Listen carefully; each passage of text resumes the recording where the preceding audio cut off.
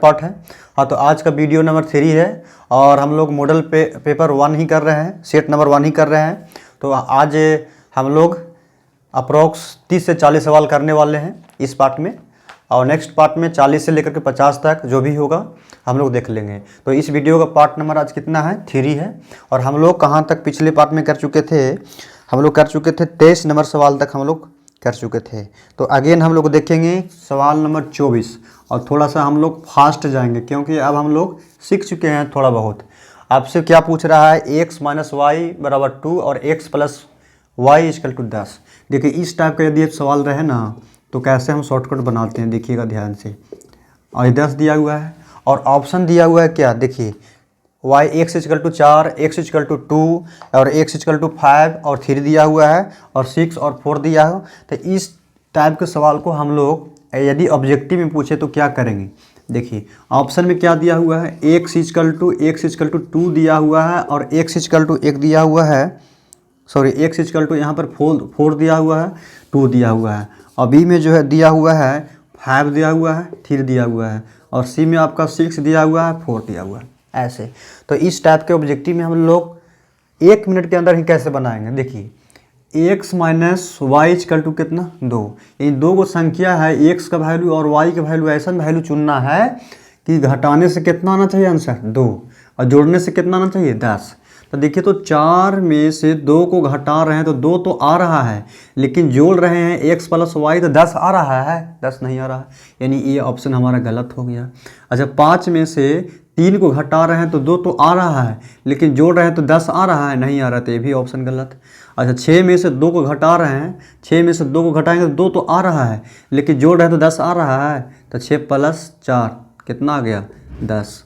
अब ये वाला ऑप्शन आपका क्या हो जाएगा? सही। इस टाइप के सवाल हम तुरंत कर सकते हैं।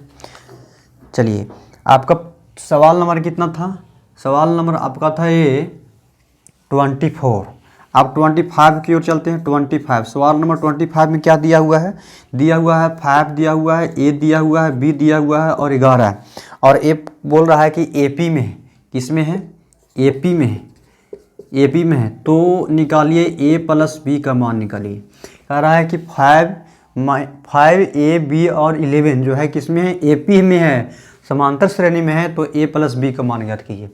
याद रख लीजिएगा, आप लोग पढ़े भी होंगे कि यदि कोई भी टर्म, यदि कोई भी पद समांतर श्रेणी में है तो लगातार, मान लीजिए कि ए है, T1 है, T2 है और यहाँ T3 है, यहाँ T4 है, और ये बोल देगा कि समांतर श्रेणी में है, तो दूसरा वाला पद और पहला वाला पद को हम घटाते हैं और लगातार घटाते जाएंगे। मान लीजिए कि 2 लिखा हुआ है, 3 लिखा हुआ है, 4 लिखा हुआ है, 5 लिखा हुआ है, तो इसको में से दूसरा में से पहला को घटाएंगे तो इसको बोलते हैं सर्वांतर डी।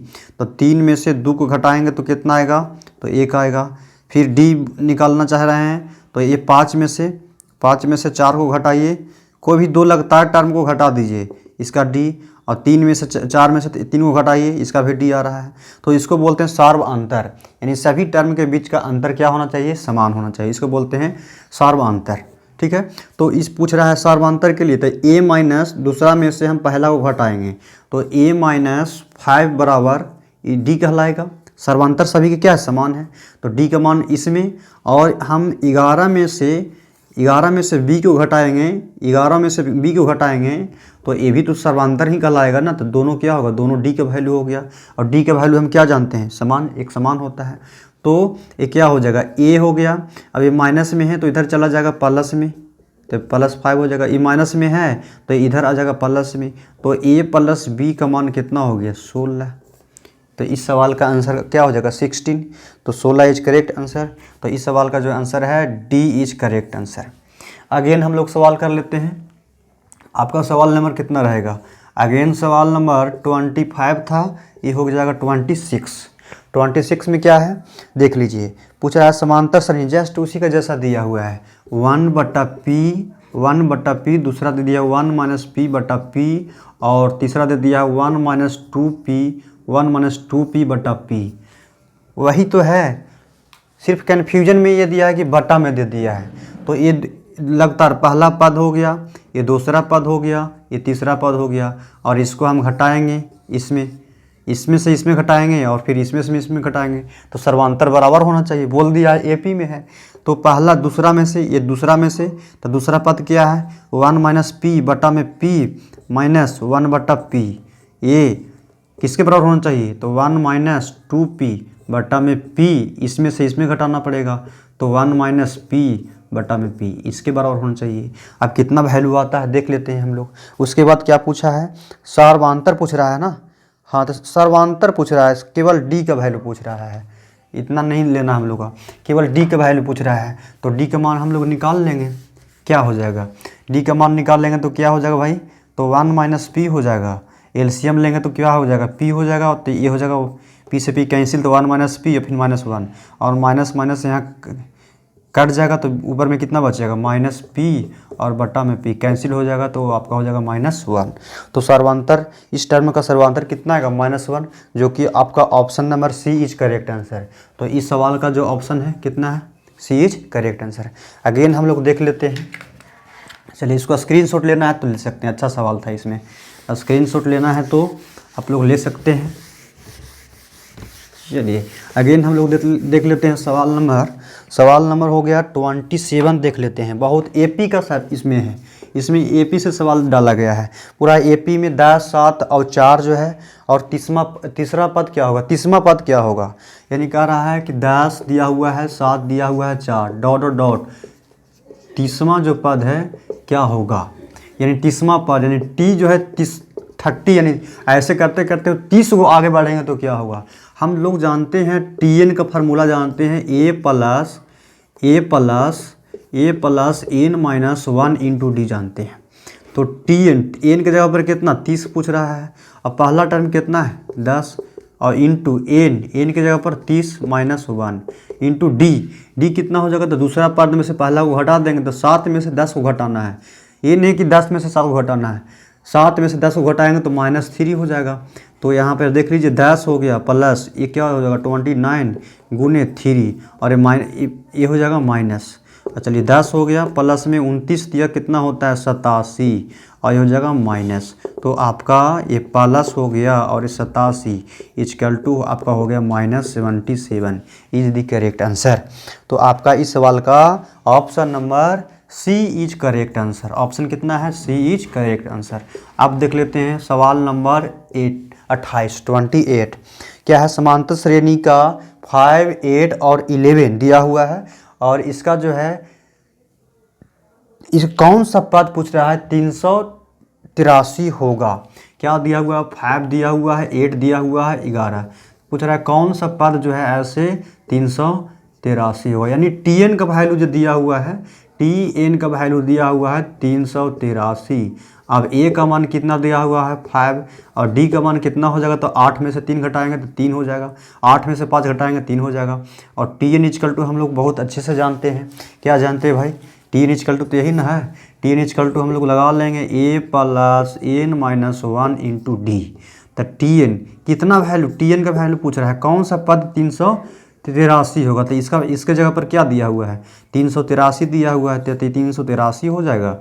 ए का वैल्यू आपका हो जाएगा यहाँ से 5 हो जाएगा और एक प्लस है तो प्लस एन का वैल्यू तो पूछ रहा है और इंटू डी का वैल्यू कितना है 3, तो आपका 5 प्लस 3 एन माइनस 3 और हो गया ये आपका 383 बराबर घटाएंगे तो कितना हो जाएगा, ये घटाएंगे तो 2 हो जाएगा, 2 इधर चला जाएगा तो 81 हो जाएगा, 381 और 3n और n इजकल टू 381 में से 3 से डिवाइड कर दीजिए, ये आपका 127 यही ना है, हाँ बढ़ती 36 हो जाएगा 160, ठीक है। तो 127 इस सवाल का जो आंसर होगा 127 होगा। तो आपका डी इज करेक्ट आंसर।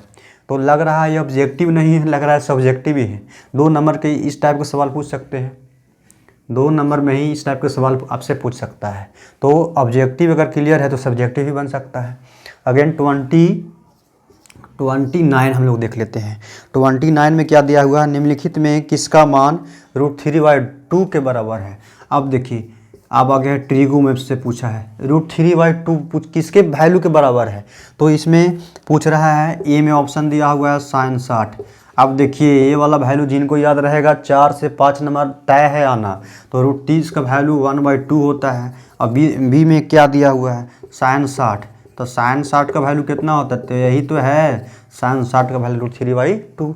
अच्छा ये बताइए तो sin tan 30 का मान कितना होता है भाई, tan 30 का मान याद कर लीजिएगा 1/√3 होता है। और इसमें tan और दिया है क्या cosec 60 का वैल्यू। तो cosec 60 का वैल्यू इसका उल्टा हो जाएगा, sin का उल्टा होता है तो 2/√3। तो आपका इस सवाल का जो आंसर है B is the correct answer, B is the correct answer. अच्छा अगेन पूछ लिया है कि tan थीटा बराबर 1 है। तो tan थीटा बराबर 1 है। हम लोग देख लेते हैं थोड़ा सा, बहुत अच्छा सवाल आपसे पूछा है, ठीक है। यहीं पे थोड़ा सा देख लेते हैं, यहीं पे हम लोग कर सकते हैं। tan थीटा बराबर 1 है तो पूछ रहा है कि थीटा का मान कितना होता है। तो अधिकतर स्टूडेंट इसमें कन्फ्यूज हो जाते हैं, इसको थोड़ा सा समझिएगा।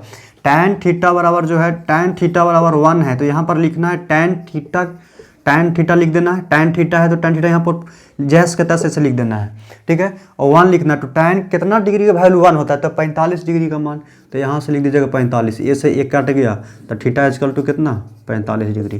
तो जो भी होगा आपका आंसर होगा। तो इस सवाल का जो है answer number C is correct answer.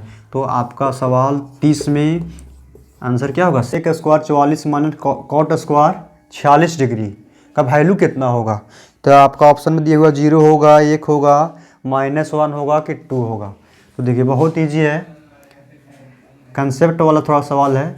इसमें क्या करेंगे, देखिए एक हम लोग फार्मूला जानते हैं। फार्मूला क्या जानते हैं, देखिए इसको याद कर जाइएगा। फार्मूला हम लोग का होता है, क्या होता है, sec square theta minus tan square theta बराबर कितना होता है 1 होता है। इसको याद कर जाइएगा। Sec square theta minus tan square theta equal to 1। यहाँ क्या दिया हुआ है, सेक स्क्वायर दिया हुआ है। तो सेक स्क्वायर थीटा को हम लिख सकते हैं, माइनस है तो प्लस में इधर भेजा दीजिए, और 1 प्लस tan स्क्वायर थीटा हम लोग लिख सकते हैं।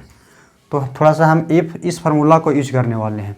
तो यहाँ पर थोड़ा सा देखिएगा ये कितना लिखा हुआ है, सेक स्क्वायर 44 डिग्री। तो यहाँ हम लिख सकते हैं 1 प्लस tan स्क्वायर कितना, 1 प्लस tan स्क्वायर कितना डिग्री 44 डिग्री। अब देखिए ये माइनस है तो माइनस रहने दीजिए, और यहाँ कॉट को देखिएगा ध्यान से, कॉट स्क्वायर है। अब देखिए यहाँ पर याद आप लोग को ये रखना है कि यहाँ पर प्रश्न ऐसे पूछता है, देख लीजिएगा ध्यान से। जब भी इस फॉर्मेट में सवाल आप लोग से पूछे तो देखिएगा हमेशा क्या होता है, ए एंगल और ए एंगल ऐड करके जोड़ करके 90 डिग्री होता है। तो देखिए 44 डिग्री और 46 डिग्री ऐड कर रहे हैं तो कितना 90 डिग्री हो रहा है। तो इसका मतलब ये है कि इसको कुछ इंटरचेंज करना पड़ेगा। तो क्या करेंगे, देखिए इसको तो हम चेंज कर दिए 1 प्लस tan स्क्वायर 44 डिग्री में। अब tan को हम लोग, ठीक है, कॉट को हम लोग tan के फॉर्म में चेंज कर लेंगे तो दोनों क्या हो जाएगा, सेम हो जाएगा कि नहीं।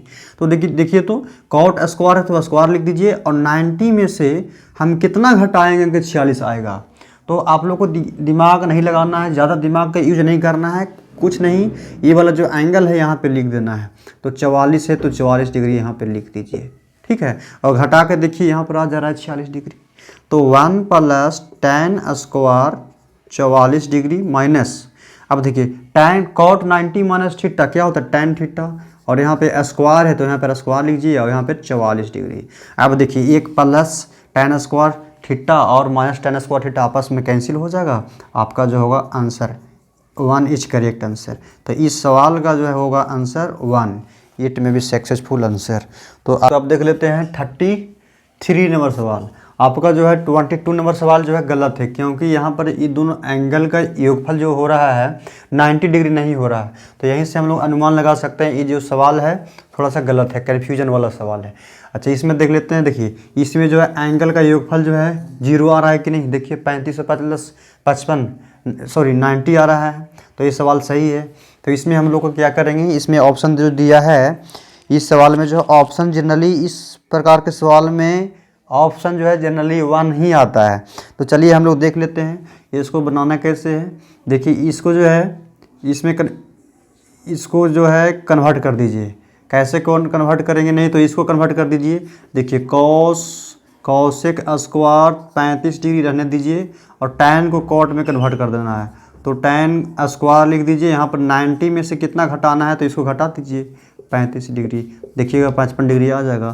तो ये आपका जो है कॉसेक स्क्वायर 35 डिग्री माइनस में टैन 90 माइनस थीटा, तो कॉट थीटा, तो कॉट कितना हो गया 35 डिग्री। अब देखिए एक सवाल, एक आप लोगों को फार्मूला जाने होंगे, कॉसेक स्क्वायर थीटा माइनस में कॉट स्क्वायर थीटा बराबर 1 होता है। तो देखिए थीटा की जगह पर यहाँ भी सेम है कि नहीं, 35 है कि नहीं, तो इसका वैल्यू कितना हो जाएगा 1।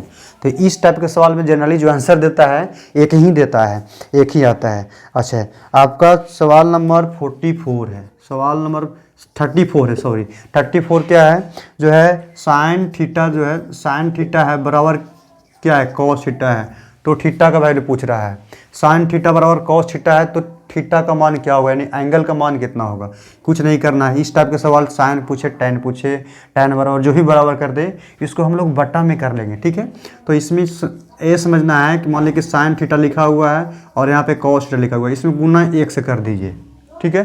तो 1 से किसी भी संख्या में 1 से गुना करेंगे, इधर भी कर सकते हैं तो इधर भी कर सकते हैं, कोई चेंजिंग आएगा नहीं आएगा। लेकिन ये गुना में है तो इधर आ जाएगा तो भागा में हो जाएगा, तो टैन, ठीक है, साइन थीटा अब बटा में क्या आपका हो जाएगा कॉस थीटा बराबर क्या बचेगा 1 बचेगा। तो साइन वाई कॉस क्या होता है, साइन वाई कॉस टैन, और टैन बराबर 1। टैन कितना का मान होता है 1 भाई, तो टैन थीटा 45 डिग्री का मान होता है। डायरेक्ट हम लोग यहाँ से 45 डिग्री ऑप्शन बना लेंगे, ठीक है। तो आपका जो आंसर है सी इज करेक्ट आंसर। तो 34 का जो आंसर आपका है सी इज करेक्ट आंसर। अब देखिए 35 का, देखिए 35 इसी तरह से सवाल पूछा है, देखिए tan theta into cosec theta और इंटू में क्या सेक थीटा दिया हुआ है, इंटू में सेक थीटा, तो इसका वैल्यू क्या होगा।